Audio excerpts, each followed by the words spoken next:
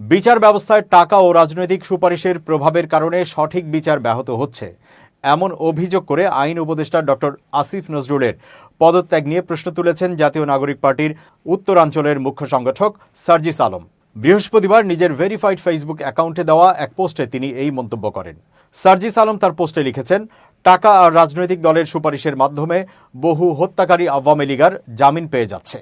অন্যদিকে অর্থ বা রাজনৈতিক পৃষ্ঠপোষকতা না থাকায় অনেক নির্যাতিত মানুষ আজও জামিন থেকে বঞ্চিত। শাপলা চত্বরের ঘটনায় হেফাজতে ইসলামের নেতাকর্মীদের বিরুদ্ধে যেসব মামলা দায়ের হয়েছিল সেগুলোকে মিথ্যা আখ্যায়িত করে তিনি উল্লেখ করেন, সেসব মামলার কারণে এখনও বহু নির্দোষ আলেম কারাগারে বা আদালতের বারান্দায় ঘুরছেন। এই প্রসঙ্গে তিনি প্রশ্ন তোলেন, কিভাবে এমন জামিন হয়, কার সুপারিশে, কোন আইনজীবী বা বিচারকের সহায়তায় তা সম্ভব হয়? এছাড়াও সার্জিস আলম লিখেছেন, প্রকাশ্য দিবালোকে সরকারের নির্দেশে এতগুলো মানুষ খুন হলো, এত রক্ত ঝরল, অথচ 9 মাসেও একটি হত্যার বিচার শেষ হলো না, একটি মামলারও নিষ্পত্তি হলো না। তাহলে আইন উপদেষ্টা হিসেবে আসিফ নজরুল এই ব্যর্থতা এড়াতে পারেন কি? সবশেষে তিনি মন্তব্য করেন, তাহলে কি আমাদের এখন আসিফ নজরুলের পদত্যাগ দাবি করা উচিত নয়?